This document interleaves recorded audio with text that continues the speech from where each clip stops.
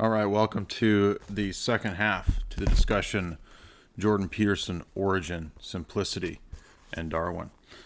We're going to be talking about science and religion, and if you listen to the first part, I know that it got pretty deep and difficult at certain times, but this is going to be a little more relevant, a little more down to earth, because we're going to go through some of the basic points refuting the philosophy of Darwinism, and that's why we always stress that Darwin is not merely or Darwinian thought, neo-Darwinian thought, evolutionary hypothesis, not merely a purely fact-based,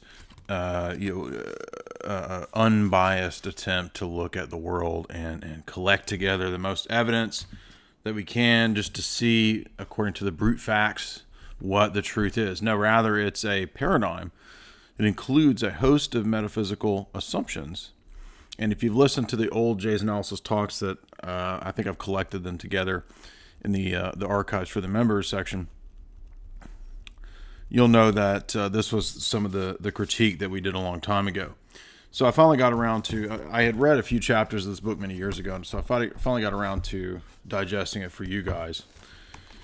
And there's a lot of really good arguments. He's a little bit repetitive in his book, so I think we can kind of encapsulate it very easily. And in fact, a lot of the arguments that I was making anticipate the arguments that Hunter makes. And we're looking at the book Darwin's God, Evolution and the Problem of Evil by Cornelius Hunter. Who is this guy? He is a Silicon Valley guy, interestingly. He's a molecular biophysics and engineering research fellow. So not a philosopher, but he understands from engineering, and this is another point I've made in a lot of talks, is that, engineering has a lot better insights on a lot of this stuff than the so-called life sciences. Now, that doesn't mean there's no such thing as biological science or that biologists and people that do life sciences don't do science. It's just to say that they are indoctrinated in a certain way when they go into academia. And I know this from being in academia, how the education is compartmentalized. So a person who does engineering, though, they know the hands-on. They know how design and they know how components and little systems all work together in a very precise way to build up bigger level and layer systems. So in other words, this holistic approach is something that people who do engineering work, people who do computer work, people who do the hands-on, right, of architecture, of engineering, of computer science, these guys are a lot better when it comes to science than the scam artists that are put out there like Richard Dawkins or Sam Harris. Those guys are just there to be kind of the propaganda fronts, right? The Neil deGrasse Tysons or the Bill Nyes. Doesn't mean that they don't know any science. I'm not saying that. I'm sure Dawkins has his biology degree or whatever he has, and Tyson has his physics degree, astronomy degree, whatever it is. The point is that because the compartmentalization of academics, people aren't aware of their presuppositions. They don't learn philosophy. So they don't know when they're making philosophical claims. Now, this applies across the board, not just to people in the sciences, but also people in the softer sciences, right? We know Jordan Peterson comes from the realm of psychology. And for a long time, psychology and sociology were not science. They were not hard sciences. They were soft sciences. They were pseudosciences.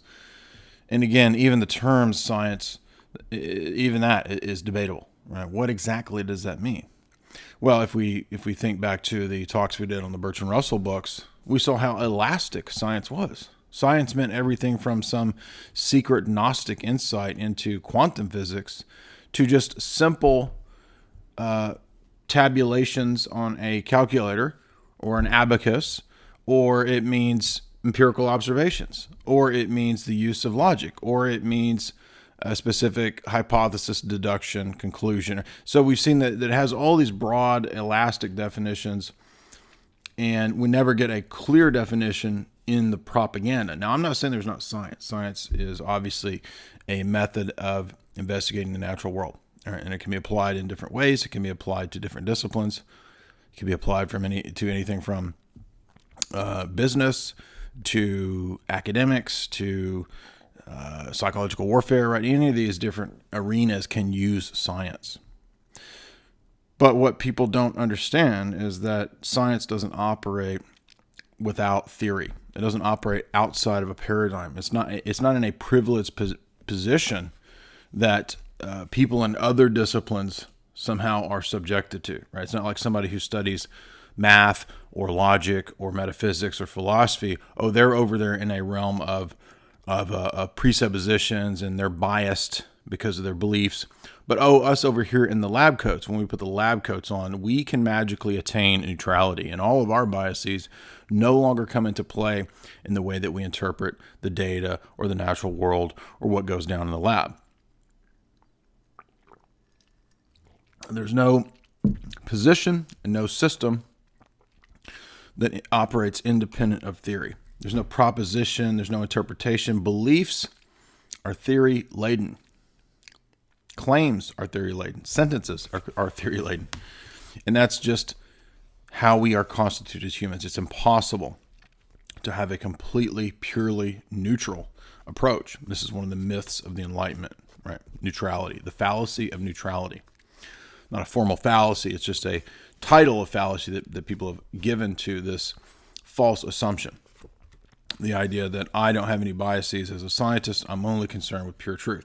Now, if you heard the sort of debates that we did with Infidel Pharaoh, you saw a perfect explication of this fact. You saw a person who initially, and he was very clear about this, had materialistic assumptions about what exists and does not exist.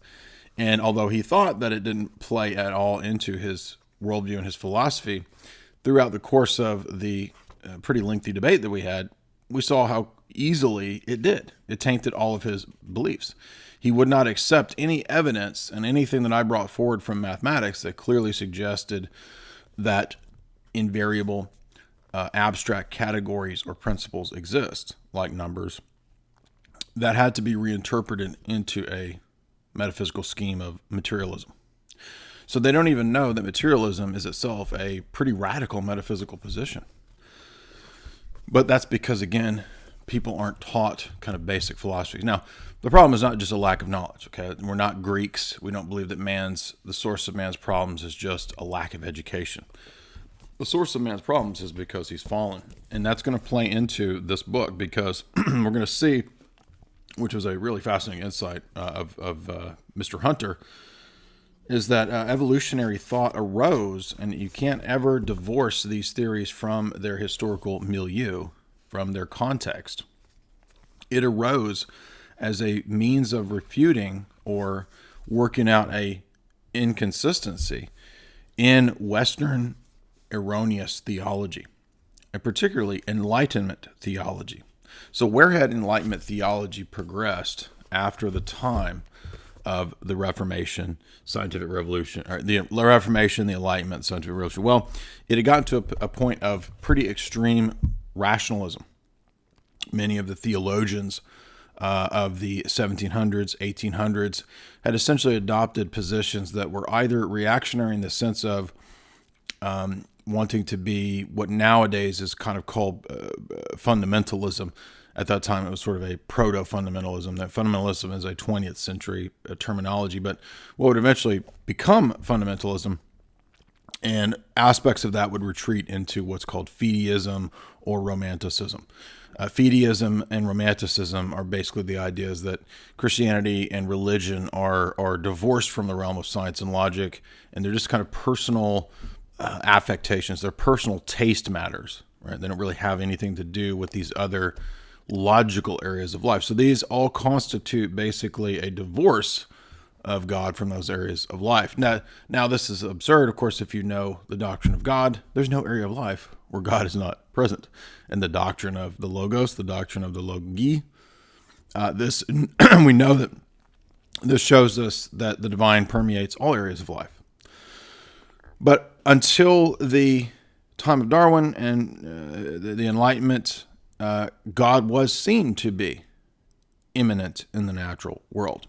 Now, in Eastern theology, this is still retained. It's still retained because of the doctrine of the uncreated energies of God. God is immediately present everywhere in the world in terms of his uncreated energies, but not according to his divine essence.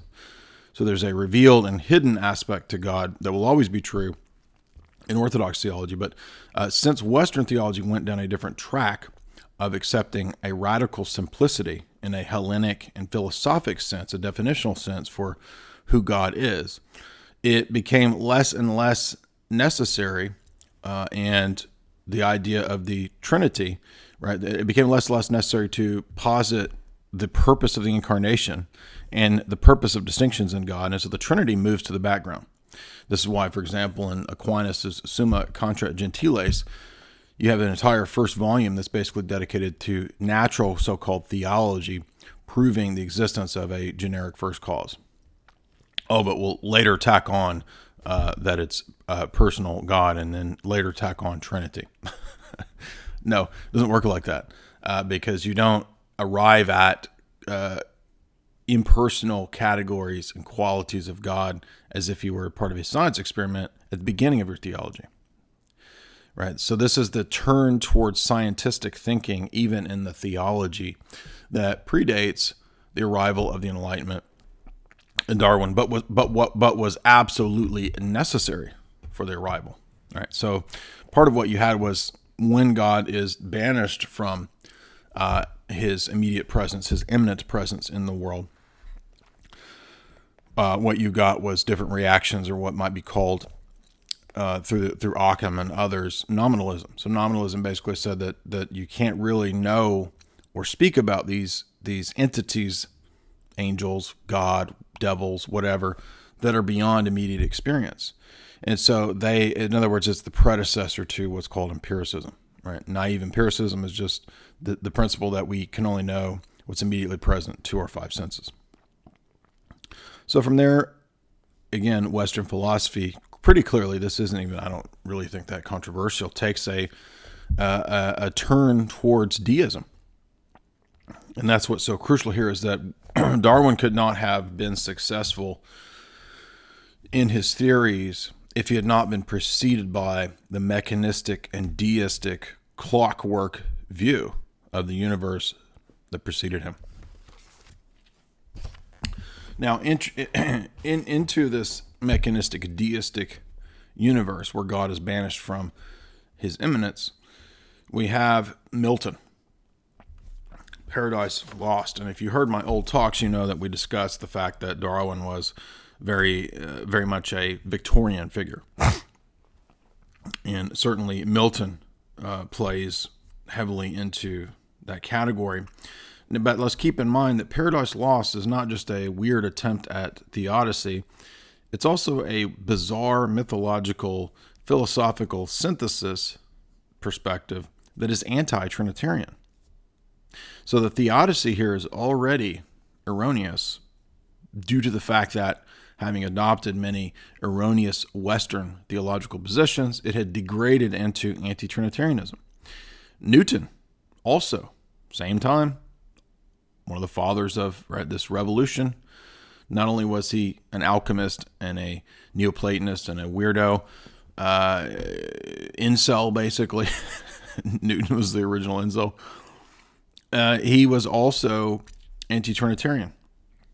So we see that the dialectics here, whether it's Newton or whether it's Milton, we're already beginning to see the effects of this bizarre doctrine throughout the world of Anglicanism, England, British Empire, the Victorian period. A lot of Arianism, a lot of accepting of Hermeticism. If you go back to my old papers that I wrote on Edmund Spencer, Ben Jonson, and the alchemy of that period, the Hermeticism of that period, right? Fairy Queen, you know that this was everywhere.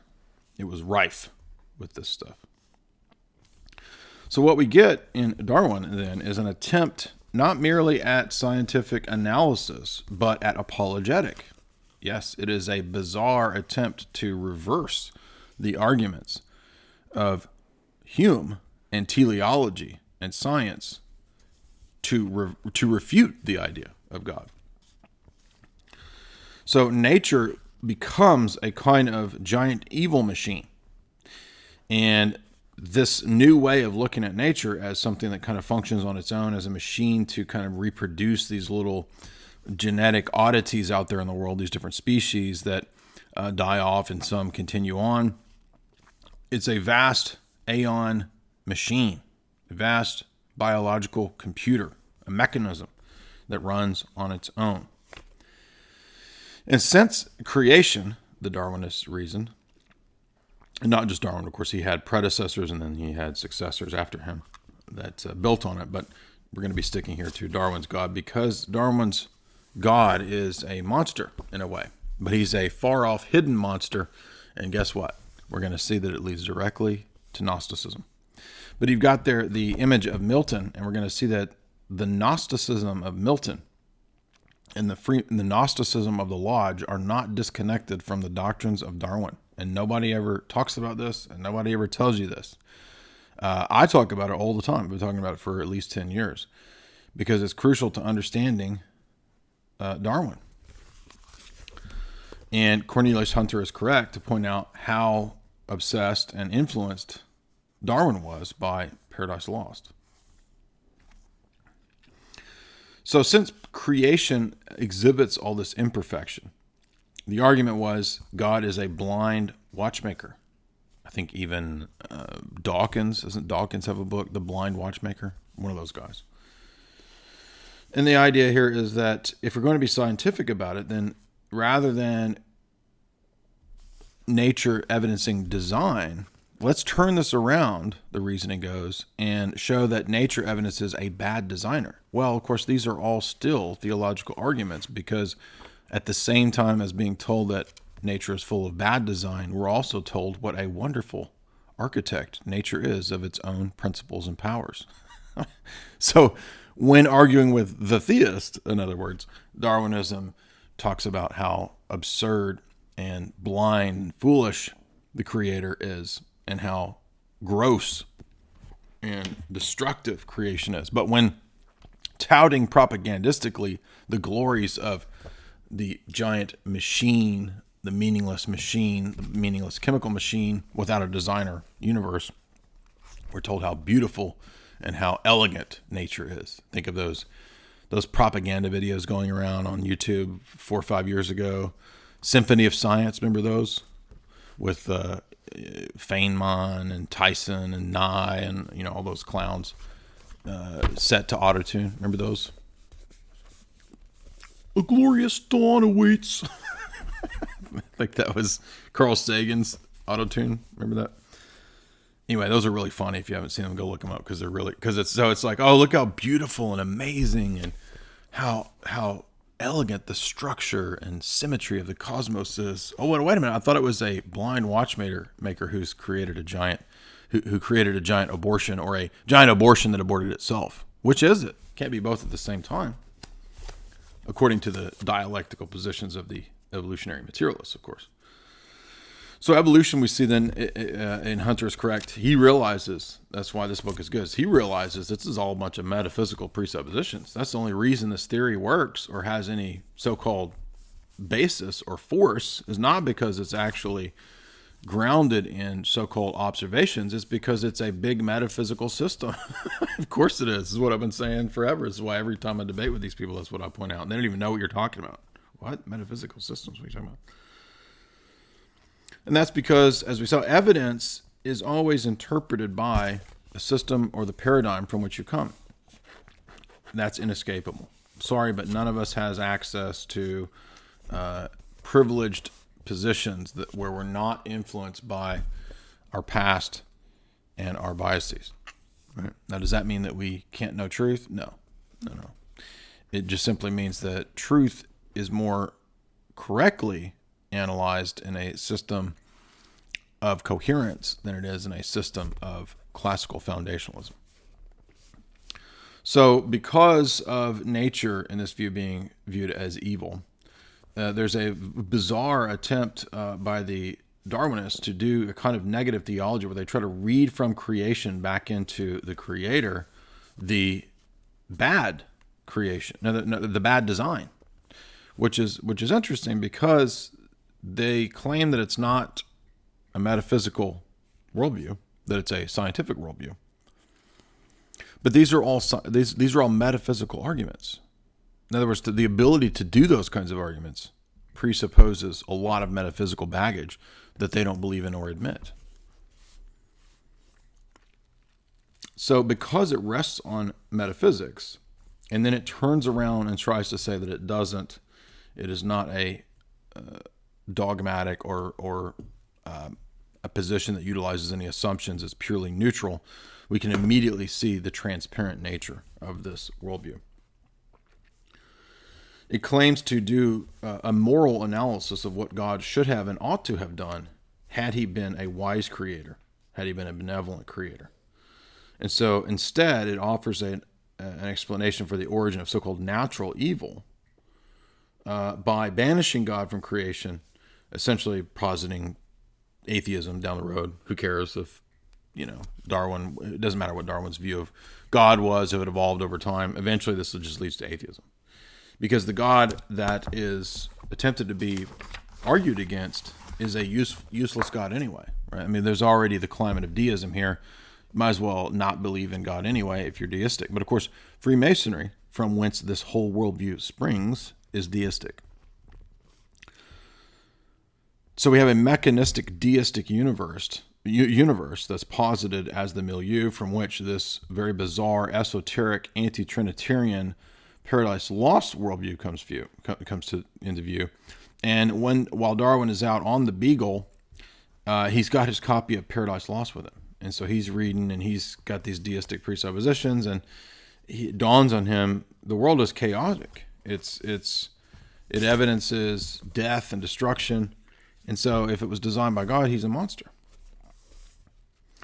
And so he says, why not just say that it runs on its own?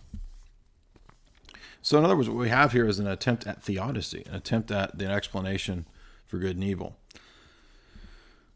Now, he goes on, Hunter, to talk about blind forces. So no longer are the forces of nature purposeful, they are blind. And they are instead natural laws. We don't know if they're actual principles operant in nature. They're just observations that we're going to call laws. And because Hume and Kant showed us that we can't really know that, we can't know the external world really, all we can posit is these pragmatic theories. Now, he talks about Cambridge and he talks about Oxford, but he doesn't really mention the influence and power of the Royal Society. So he talks about these guys, Sedgwick, and these Royal Society characters. And don't forget that all the way up to the present day, Dawkins is a member of the Royal Society. It's not discussed about the fact that this is a clique. This is a group that comes out of occult hermetic societies. You can read Freemasonry and the Birth of Modern Science, which is the history of the Royal Society, written by Masons themselves that brag about this fact. Now, Masons are, of course, committed to deception. They take oaths of lying to the public, to the profane, while they hide the true views of the different grades and levels of Masonry all the way up to the top. That's admitted in Albert Pike's Morals and Dogma very clearly. But what we get here is that the idea then that because death is natural, then we need to adopt a system that just allows nature itself to function and interpret itself. We don't need the God being anymore because nature is, it's just kind of like an AI system running on its own. And we're not going to, who cares? Don't worry about the fact that it looks like there's design in certain areas because, well, in other areas it looks like it was badly designed. So there's no purpose in it. But wait a minute. There's purpose everywhere. And evolutionary process is a magical, masterful, wonderful designer. Again, notice this dialectic. They always do this. They always contradict themselves, and they do the personification fallacy, we'll call it, where they talk about nature as a magnificent designer.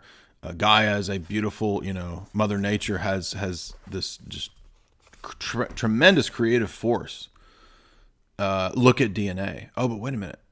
It's all blind force. There's no order. There's no real symmetry. There's no purpose out there in nature itself.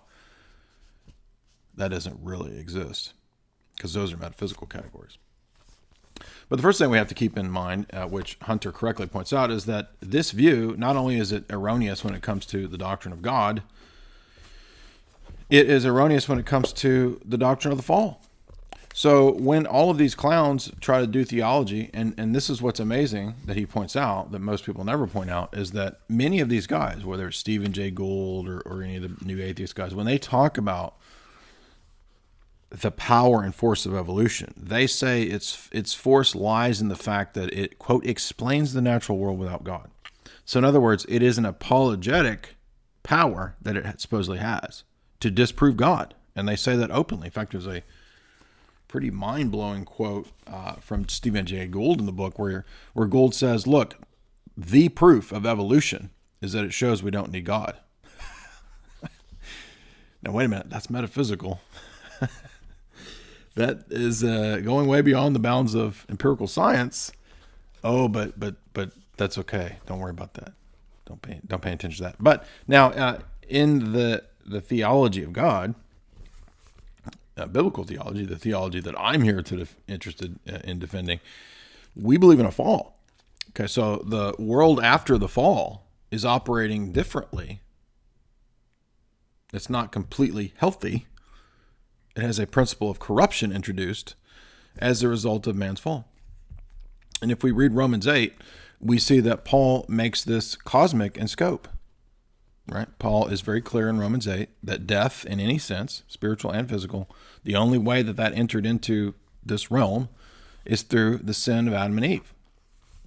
Now, there had already, of course, been a fall of Satan. You'll see the woodcuts here from Milton's Paradise Lost of Satan down there cooking up some brews with his dragons there. Now, there could only have been a fall if Satan had already been tempted and fallen himself. Right, so Satan fell in rebellion, and then he comes and tempts man. Man then rebels as well along with him, and we have the introduction into the natural world of corruption, death, decay, this mysterious counter principle that's operant against the good. Now, in our worldview, and this is very important because this is very distinct from even a lot of Western Christianity. In our worldview, death, physical death, corruption, and decay are not natural states. They are not natural. They are unnatural. Death is not natural. In fact, again, the Trullo Synod, Quinisex Council, which is reaffirmed at Nicaea II, it explicitly condemns anyone that believes that the physical death of Adam and Eve was merely a natural process. So you can't believe that and be orthodox. And why is that? Well, because it destroys the entire doctrine of the fall, and thus that, by extension, destroys the doctrine of the incarnation. Because Christ is only becoming incarnate because Adam introduced death and corruption into human nature and into the visible created world. It also comes in a spiritual way as well. So in other words, Romans 8, and this is what theistic evolutionists do, they will try to say, oh, well, Jesus didn't introduce, Adam didn't introduce physical death, he brought spiritual death. No. Do you believe in the bodily resurrection? I mean, this is part of the creed. You have to believe in the bodily resurrection, and that's because Adam brought death to his body, to all of his descendants' bodies, and he also brought spiritual death. Okay, so Christ brings that back. He restores what Adam lost, and so we have the resurrection of the body as a result of the counteracting of the effects of Adam and Eve in the fall. So that's not just the body, and it's not just the human spirit cut off from God, spiritual death. It also affected the entire cosmos. Decay and death entered into all areas of life as a result of Adam's fall. And Romans 8 is abundantly clear about that. God subjected this world to decay and corruption, into the sort of parasitical state in which it presently exists, as a means of chastisement, as a means of training, as a means of shock, and as a means of preparing man to enter into eternity. And it's not unjust because, as we'll see, when we talk about unjust, and we're gonna give the biblical theodicy here against the Milton and against the Darwinian theodicy. Humans are not in a place to judge God, and in fact, to judge God as good or evil already presupposes these categories, right? It presupposes that there is such a thing as good. Well, if we live in an atheistic, materialistic universe, there's no such thing as metaphysical categories or ethical categories of good and evil. That's just personal taste, and you're just a collection of chemicals anyway. So those aren't real metaphysical principles operant in the world. Now, he goes on, as I said, to point out the fact that deism and modernism were already the rage, and they had long since moved away from the idea of God being immanent in the world and believing Romans 8 and the fall. So this is completely missing from the people who are trying to reason about the world from its fallen state. Now, if you remember, Romans 1 talks about this, and Wisdom 1 and 2 talk about this. They talk about the futility of trying to reason about the fallen created world in an autonomous, unbelieving, atheistic state. Why? Because creation is a revealed doctrine. Another aspect that makes orthodoxy unique. It is not a position of natural theology. So modernism, classical foundationalism, these systems didn't work, and they eventually break down. There was also then an assumption of what perfection is. So oddly enough, even though we are rejecting metaphysical categories, even by the time of Darwin, we're still saying that when I look out in the world, it shows that it's full of imperfection, which assumes there is perfection, right? Real metaphysical categories. But I'm going to judge that the world is imperfect, and therefore I'm going to judge that the Creator is imperfect. Because if he was perfect, then he would have created it in XYZ way. Well, again, on the Christian worldview, this world is subjected to decay and corruption and imperfection because of the fall. So you can't reason about this world without taking into account the theology holistically, which understands the fall, right? The fall is crucial to interpreting this world. And if you don't believe in the fall, then death becomes natural. If death is natural, then it's just as powerful and potent a force, maybe even more potent a force in nature than life. And if that's the case, then death and decay and predatory practices of animals, that is just as, quote, natural as birth and life in Genesis. I don't mean the book of Genesis, I mean creating life, right? Genesis. And if those are two equal forces, then the reasoning goes that Gnostic duality is true, right? Night and day, good and evil, predator, prey, they're just equal forces operant in the world. One is not better than the other, they just are. This is what we covered, of course, at length in the talk with Tim Kelly about the Luciferian doctrines of the elite. And yes, the doctrines of the elite could be seen as direct conclusions of the philosophies that we're discussing here, right? Of the Miltonian doctrine, of the anti-Trinitarian Royal Society Masonic doctrines, and they are Luciferian. So you see how the logic proceeds. And is it any wonder that we are ruled over by elites nowadays who are openly Luciferian? They believe that Darwinian evolution is evolving man to combine with computers and transhumanism, right? Which is all absurd, but it makes perfect sense in the dark logic of this system, right?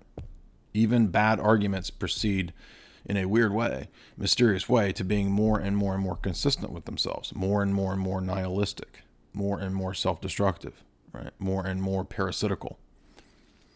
So let's look at the next section here in Hunter's book. So next we want to talk about the homologies, which is the idea that we'll look at these similar structures between human, dog, bird, whale. There must be so much similarity here that there's a common ancestor. And because of the variations in the species and the junk DNA, again, we see that there is a unwise, goofy creator. Now, the funny thing is that all the time, especially since this book was written, and this book was written prior to, this was 2001, so this book is, almost 20 years old. Well, since that time, we've been told now there's not junk DNA. oh, we've discovered all of these uses that we just didn't previously know 20 years ago about DNA. But you see, junk DNA was supposed to at one time be, vestigial organs were supposed to at one time be one of the strongest proofs of evolutionary theory. But now that that's not true, guess what? The fact that there's no junk DNA is now one of the strongest proofs of evolutionary theory. So they've completely contradicted. There's a funny clip too of Dawkins on YouTube saying this very thing, where they put together his quote from 10 years ago saying it proves evolution, junk DNA, to present day saying that the denial and the discovery of the fact that there is no junk DNA proves evolution. But another interesting fact is that the fact that there's similarities in patterns does not prove either a single ancestor. It could prove a single creator just as much as it might prove a single ancestor. This came up if you listen to the old debate. It's hard to listen to because my oratory skills were not as good back then. But so I have a lot of pauses and a lot of uhs. But if you listen to the old debate that I did with a guy, I can't even remember his name now, but it's the only debate on my channel like 8 years ago on evolution. Is Darwinism scientific? I think it's the title of the debate.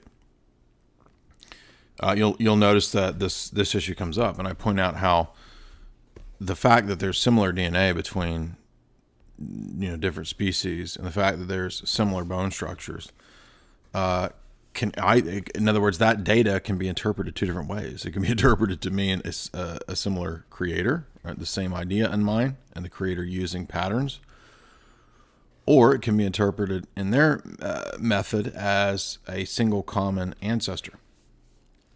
But of course, there's all kinds of problems with the single common ancestor perspective. We just want to point out, though, that the so-called argument from homologies, which was originally propped up by Ernst Haeckel, was discovered to be fraudulent. Haeckel was a famous fraud, and he drew the zygotes to look similar when they were, in fact, not. So his ontogeny project is completely discarded. Nobody believes that anymore. But guess what? At that time, the time of Ernst Haeckel, he was the European apostle of Darwin, he's called, the German apostle of Darwin. Guess what? That was the strongest proof of evolutionary theory. So every time there's something that's put out, propped up, well, wouldn't you guess it? It's the strongest proof of evolutionary theory. Now, the other point is that there's no real set procedure for homologies. There's no exact science by which we can discover what classifications are appropriate or what similarities are appropriate. I might find a penny that has the imprint of Abraham Lincoln, and because I see the similarity between Abraham Lincoln and the penny, I might there posit that Abraham Lincoln is the common origin of the penny. But of course he's not. Right? The face of Abraham Lincoln on the penny has nothing to do with the actual human being of Abraham Lincoln, other than that they are similar in appearance. So it's an ad hoc classification, and it utilizes circular logic, because the classifications that we see here, oh, look at the similarity in structure. Well, how do we know that they're similar in structure? Well, because they have a common ancestor. Well, how do we know they had a common ancestor? Because of this similarity in structure.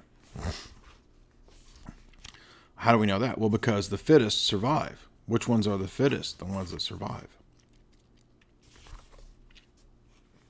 So in the vestigial question, which again continually is discarded. Remember at one time weren't your kidneys vestigial organs? Oh, now we discover that kidneys have a use. Sorry by the way for removing kidneys from everybody who had telling them they were vestigial organs. They actually have a use. Sorry.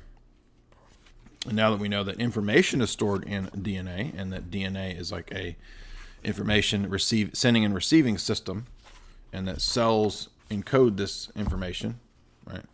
It's a sending and receiving service. If we look at information science, then there's no such thing as a code sending and receiving information system with no designer. I mean, this is utterly ridiculous. Now, I'm not making a bare teleological argument here. I'm just pointing out that that on its face, it's absurd. It's absurd to say that this highly vast computer system is all the result of random chemical reactions and mutations. Now, when design is encountered, I kid you not, and he cites several, we've talked about this many times, when this clear idea of information code, which suggests a mind, we don't ever have any examples in history or anywhere of information and information coding existing apart from some mind that put the code out. When this clear example of purpose and design and teleology is brought out in terms of the DNA code, guess what we're told? Well, it suggests a great architect. I'm not kidding. So in other words, an architect, the Masonic God. So let's have deism. Just don't give us your theism. We don't want a God in history. We want some distant thing that doesn't affect our lives. That's okay. We'll take that. Or we'll have aliens. I'm not kidding. Right? What are the new atheists? Oh, yes, aliens. That's a plausible, rational possibility from why there's all this apparent design that we didn't see in Darwin's day. Remember this too, right? The discoveries of the intricacies of DNA were not known in Darwin's day. So Darwin looked out and he saw chaos. Oh, guess what? Underneath all that apparent chaos, there's a massively intricate structure, a vast, elegant structure of design and information and codes and life. Well, just don't worry about that. It's all ET. Maybe ET did it. In other words, give us anything but God. Give us anything but creation. Now, when we ask the question of this single mystical progenitor, this mystical single cell back in the ancient aeons of magical times past, is there any evidence for this? No. It is completely hypothetical. In fact, we learn that there are 3 types of highly complex cells. And so the question becomes, well, did all of these 3 highly complex cells come from a single progenitor? If so, what is the evidence? But there's no evidence for this single progenitor. Now, if this single progenitor produced these 3 highly complex cells, then it also, guess what, had to be highly complex. But a highly complex system, and a cell system is very complex, it doesn't seem to just pop into existence on its own. He gives the second possibility that the continuation of this system, that they might say, well, there's not a super progenitor cell. It's just a bunch of, it's just something we don't know. Now, wait a minute. This is all propped up on a single common ancestor for which there's no evidence. There's no basis. There's only conjecture. Now, what this shows is that when they start to talk about the actual theories of the arising of the first cell or the great individual first monad or whatever nonsense they think is scientific, we see how unscientific it is. Oh, there's not any evidence for it. It's postulated. It's a placeholder. We begin to see that these are not neutral observations, are they? No. Nobody's observed this nonsense at all. It's a highly speculative postulation. Why, it's almost like a spaghetti monster, a flying spaghetti monster in the beginning that dropped the single monad down into the primordial goo. It certainly isn't empirically based. Now he then goes into talking about the next irrefutable argument, which is called the molecular clock, which is that supposedly different things would have happened at different phases of the aeons, right, of the rise of the cell, and how many aeon. Oh, it would have taken 6 million aeon years for this part of the cell, and then that would have been another 7 million on top of that for this to arise. And then we have another 1 million, which is all complete garbage. There is absolutely no coherent way to tabulate all this garbled nonsense of the millions, like they know. Nobody has any access to observing what chemicals produced over 1 million years. It's all assumed. And some of the Darwinists will even say these are explanatory devices. Exactly, and that's why observations are theory laden. They're not uninterpreted brute facts. And he quotes some of these characters to this effect. And then we have one of these other guys. Okay, yeah, it looks like this is one of the Darwinists. Oh, well, yeah, okay, so maybe there's a lot of apparent design in the world, but we mustn't assign that to a creator. The apparent design in the world could be a common unknown architect. So we'll take masonry, we'll take deism, we'll take aliens. Just please don't give us God. Please, please, please. Anything but God. He then goes on to talk about junk DNA. And junk DNA is now discarded, right? Once the great proof, now discarded. And then the key Stephen Jay Gould quote here. The odd arrangements and funny solutions for my animals and their so-called design. He says, these are the proof of evolution. And they show an unwise creator. It's beginning to sound like Gnosticism, isn't it? Right? The archon who designed this world is an evil tyrant who's a fool, the blind fool. Now, all of these claims, and then he's got some guy named Futuyama,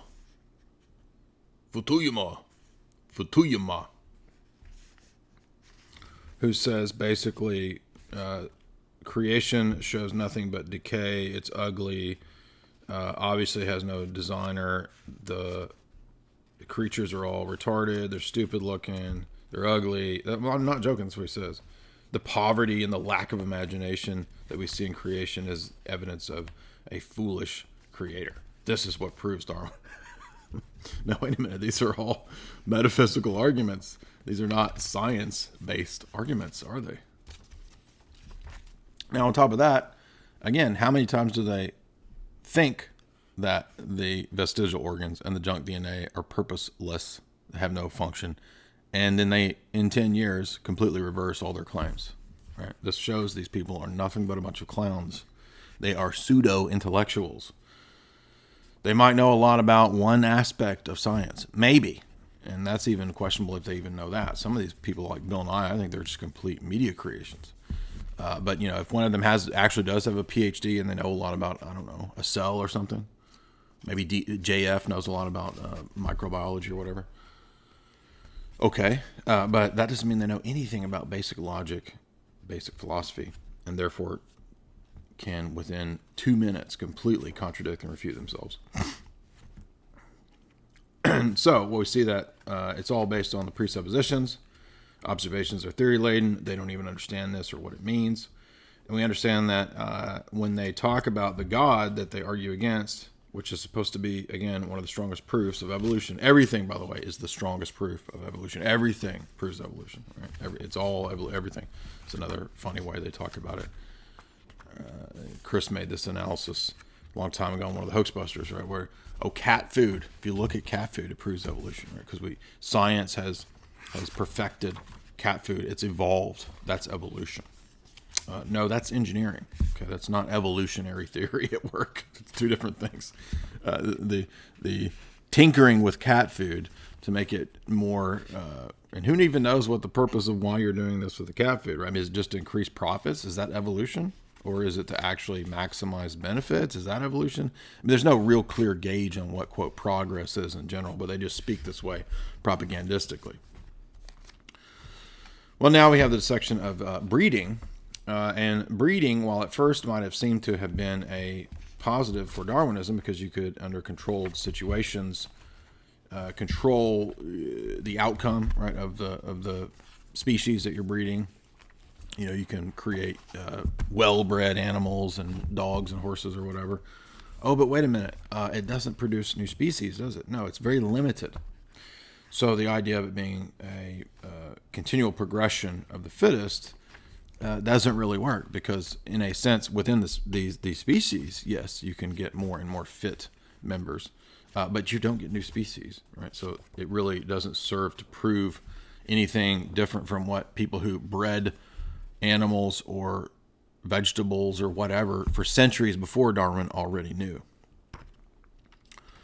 And then they'll say, well, what about beneficial mutations? Well, guess what? A lot of mutations aren't beneficial. And they'll say, oh, but this is proof of the process being unguided. Well, no, if it's unguided, then how is it continually moving towards the fittest? Next, we have the discussion of the assumption of uniformitarianism. They never know what you're talking about. They can't ever figure this out, which is the idea that everything operates in a uniform fashion in nature the same way a million years ago, supposedly, as it does today. There's no way to prove this. It's assumed. But this is crucial to making their case. Now, uniformitarianism has to be true for their system to work, for their arguments to work. There's no way to empirically prove uniformitarianism. It's assumed in the scientific process. And on top of that, it's not a physical assumption. It's a metaphysical, epistemological assumption. It cannot be proven empirically. It has to be assumed. And on top of that, if everything is subject to evolution, then doesn't uniformitarianism prove to be false? In other words, wouldn't the principles in nature themselves not be uniform but also evolving? Well, of course. Yeah. And that's why these people can't do philosophy 101. Next, we have discussions of the plasticity of man, right? Nature is plastic. Things just mutate and evolve, and they turn into other things. Oh, but wait a minute. DNA shows that this is not really the case anymore. It is not the case that whales suddenly code for bears, right? There's no species that begins to suddenly code a different species. Now, it is true that species is somewhat of a loose term, right? Obviously, a wolf and the hound dog at some point had a similar common ancestor, right? So we can speak of dogs, right, roughly in that same category. But guess what? A dog and a whale can't reproduce, can they? No. And we have absolutely no evidence that a dog ever produces whale code. Maybe if you're talking about GMOs, maybe if you stick the DNA of a fish into a tomato or something, genetic modification. But that's different from the so-called unguided process that we've been talking about here. So evolution hinges on a faulty doctrine of God and the world, and a lack of understanding the fall in Christian theology. And it was also situated within the milieu, as we saw, of Victorian England, J.B.S. Haldane, Malthusians. It's also intimately connected to Malthusianism. We have to keep this in mind, because it's not just a doctrine of so-called science. It's a mythology that helps to prop up the empire, British Empire. It comes out of the Lodge, has Gnostic pedigree completely. It's a product of the Enlightenment. And it's also connected to Malthusianism and dysgenics, right?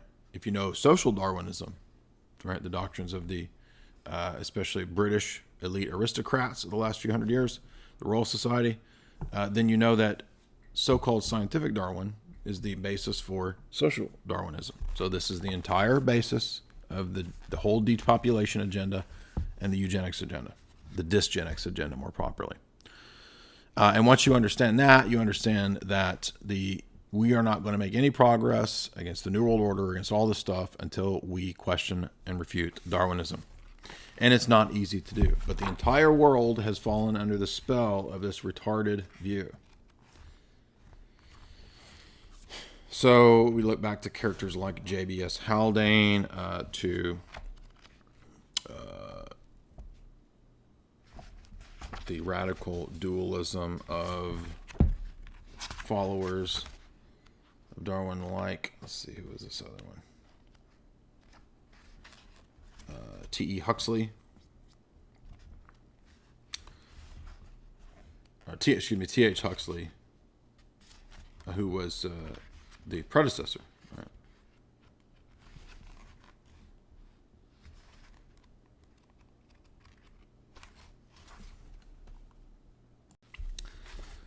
Now, so whether we are speaking of the Enlightenment figures, or whether we're speaking of the British Empire, or whether we're speaking of natural theology, we see that these things are all connected. And if you wonder the ancient origins, well, you'll notice the image there is, of course, a Hindu-related image, right, from out of Hindu theology, the belief of reincarnation and these various aeons of reproduction in the natural world. And so ultimately, evolutionary theory actually is an ancient Hindu perspective. The Greeks had a version of it, and then it is reproduced in the Lodge, and we get these characters, Darwin's descendants, Darwin's family, the Galtons. Again, all these people are part of the Royal Society and the Masonic Lodge, and they take their deism and they apply it to the natural world, and they point out the fact that the deity that's been argued for in the Enlightenment is a useless, universalist, Unitarian, meaningless God. And it is. And so Erasmus Darwin, right, the great-grandfather here, can posit a Gnostic statement about God being essentially other than the world, having no relation to the world, and the God of this world, the immanent deity, is some kind of tyrant.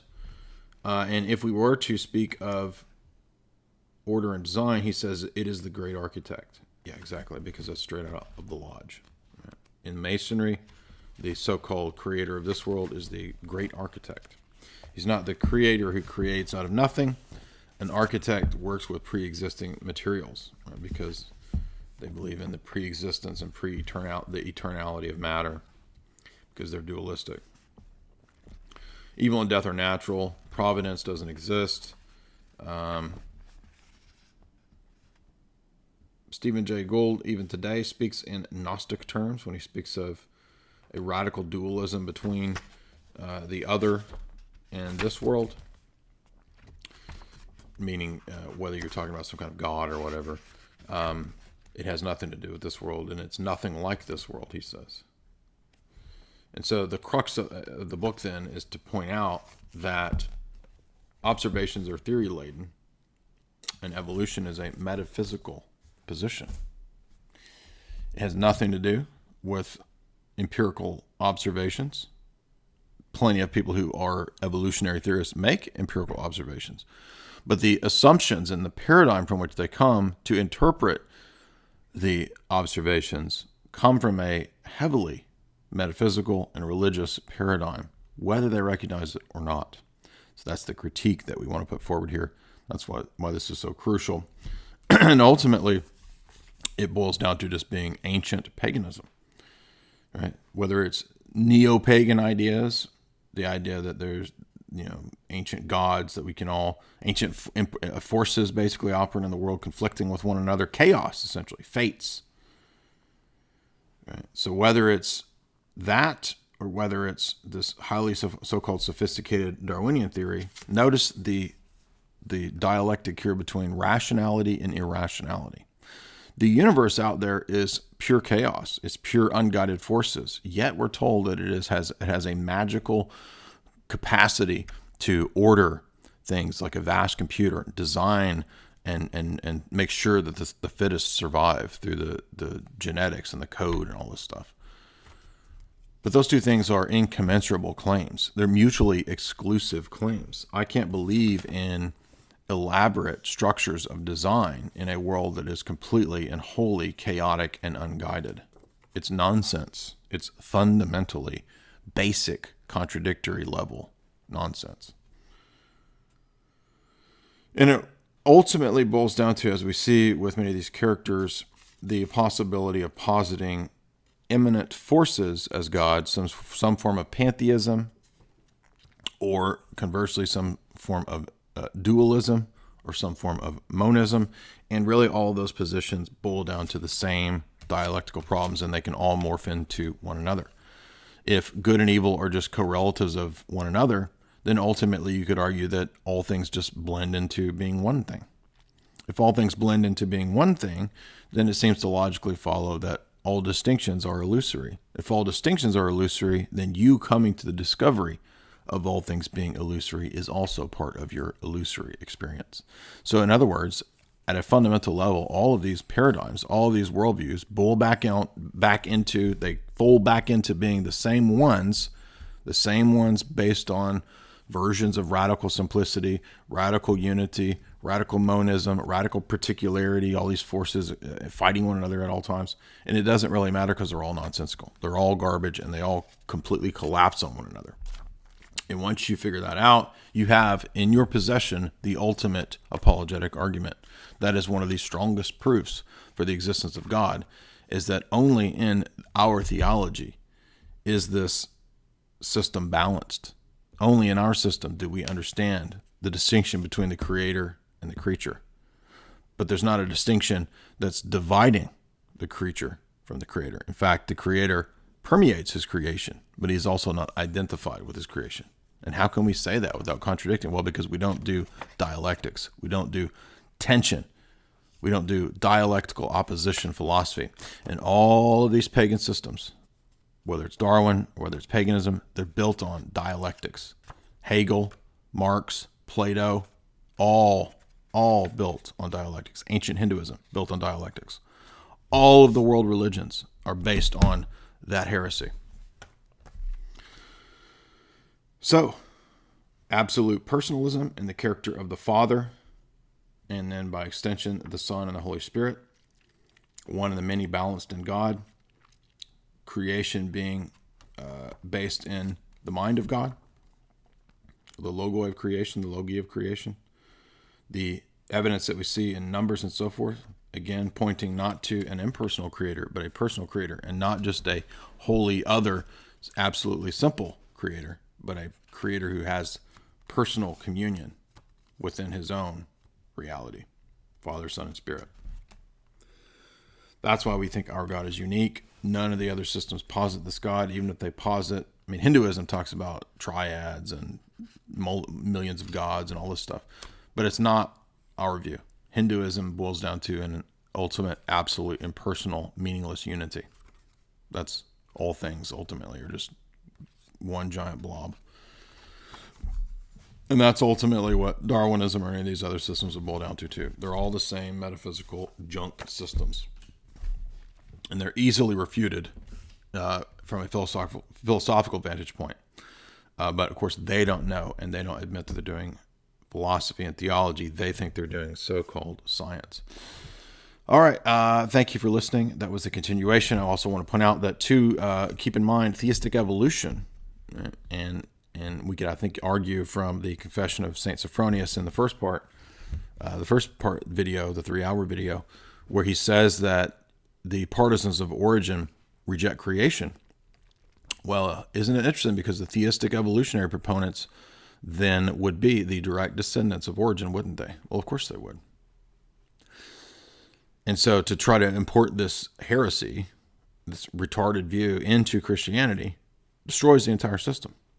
And it's very easy to see that from a theological vantage point, because a lot of these people are theologically illiterate, so they don't even understand why Romans 5-8 would refute this. But of course it does. And it's not viable to try to introduce death prior to the fall of Adam. But they have to. It is absolutely necessary on their scheme that there be aeons and aeons of natural death that produces, Captain Caveman, that then produces Adam and Eve. So essentially death is the creator of Adam and Eve, which is utterly ridiculous. And obviously not what Scripture says. The Scripture says that God directly creates Adam and Eve in the garden. Saint Sophronius, the confession accepted at the Sixth Council, says very clearly that Origen is condemned not just because of universalism, but because he refused to accept creation.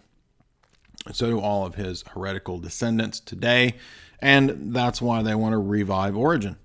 Many of these people, David Bentley Hart, I think even Jordan Peterson at one point has talked about how I like Origen. They don't know what they're talking about. Or if they do know what they're talking about, they're intentionally being deceptive. So anyway, that's how we see a link between these worldviews. The theology, the anthropology of our system is revealed It is not derived from syncretism. It is not a bunch of cults smashed together. It's not the ancient Sibylline mystery religions. It's not ancient Egyptology. It's not Kabbalism. It's a specific revealed anthropology that comes to us from the New Testament, from the Christology, the person of Christ, explicated at our glorious ecumenical councils. Only our councils have this balanced, proper theology. The heretics, the false religions, they don't. They all have dialectics. They all have false metaphysical schemes to try to smush everything into one thing, is ultimately what they always have. Even if they're dualistic, it ultimately can fall into monism. Right? Because it doesn't really matter whether your system is monism or dualism. Those are based on dialectics. So that's the solution, and that's the apologetic refutation of these systems. And it shows how faulty they really are when you begin to analyze them, pick them apart, investigate them. So thank you for listening. I hope you enjoyed the discussion of Darwin's God, Evolution, and the Problem of Evil. A good book, worth reading if you want to delve into the book itself. A lot more arguments there, but it really hammers home the philosophy of Darwinism being incoherent. God bless you guys.